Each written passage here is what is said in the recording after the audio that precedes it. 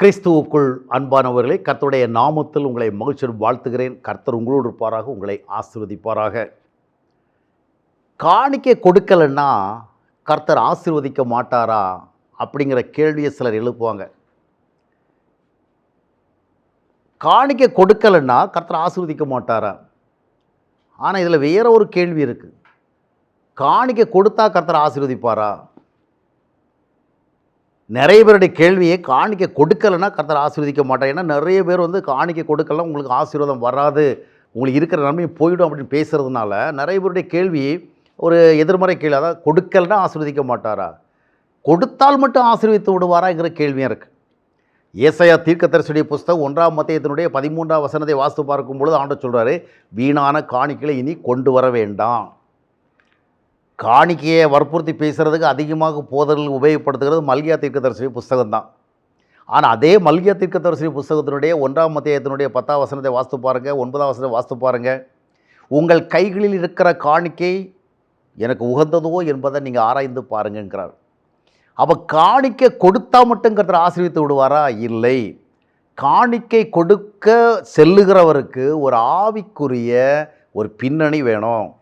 ஆபேலும் காணிக்கை கொடுக்குற அதே நேரத்தில் காயினும் காணிக்கை கொடுத்தான். ஆனால் கர்த்தர் காயினுடைய காணிக்கை அங்கீகரிக்கலை என்றால் காணிக்கை கொடுத்தவனுடைய இருதயம் ஆண்டவருக்கு எதிராக இருந்தது. அப்போ காணிக்கை கொடுக்காமல் இருந்தால் கர்த்தர் ஆசீர்வதிக்காமல் போயிடுவாரா அப்படிங்கிற கேள்வியோட காணிக்கை கொடுத்தா மட்டும் ஆசீர்வதிப்பாரா? முதலாவது நம்முடைய வாழ்க்கையை தான் ஆண்டவர் காணிக்கையை கேட்குறார். இந்த வாழ்க்கையை காணிக்கையை கொடுத்துட்டோன்னு சொன்னால் அதுக்கு பிறகு எத்தனை பெர்சன்டேஜ் கொடுக்கணும், எவ்வளோ கொடுக்கணும், யாரு கூட இந்த கேள்வியை வராது. கர்த்தருக்கு தன்னை காணிக்கையை கொடுத்து விட்டவனுக்கு பண வடிவில் காணிக்கை கொடுக்க கூட அவருக்கு தெரியும். அவனுக்கு அது ஆவிக்குரிய உணர்வு இருக்கும். அவன் தன்னுடைய தகப்பனாய் தேவனுக்கு அவருடைய பணிக்கு என்ன செய்யணும், தான் ஐக்கியமாக இருக்கிற சபைக்கு என்ன செய்யணும், ஊழியம் செய்கிறவங்களுக்கு என்ன செய்யணும், இது எல்லாம் தெரியணும். ஆனால் இன்னைக்கு நிறைய பேர் என்ன பண்ணால் நான் காணிக்கை கொடுக்குறேன்.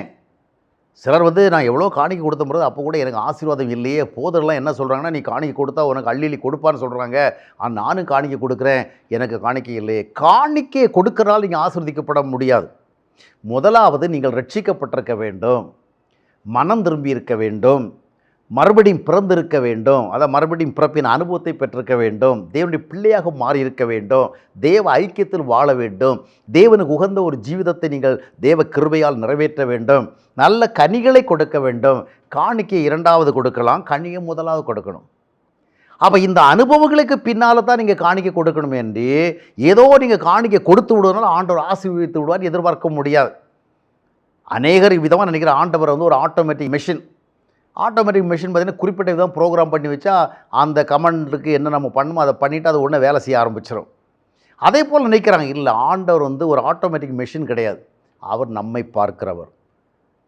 காணிக்கை கொண்டு போகிற வேலை நாம் யார், நாம் எப்படி வாழ்கிறோம், எப்படிப்பட்ட உறவுகளோடு வாழ்கிறோம், யார்கிட்ட எப்படி நடந்துக்கிறோம், எப்படி பணம் சம்பாதிக்கிறோம், எந்தெந்த விதமாக நம்முடைய வாழ்க்கையை ஓடிக்கொண்டிருக்கோம் எல்லாவற்றையும் கவனிக்கிறார். எனவே காணிக்கை கொடுக்காவிட்டால் ஆசீர்வதிக்க மாட்டார் என்ற கேள்வியை விட காணிக்கை கொடுத்தால் மட்டும் ஆசீர்வதிப்பாரா, காணிக்கை கொடுத்தால் ஆசீர்வதிப்பதற்கு ஏதுவான ஒரு வாழ்க்கை முறை நம்மளது இருக்கிறதா என்பதை முதலாவது நம்ம சிந்தித்து பார்க்க வேண்டும்.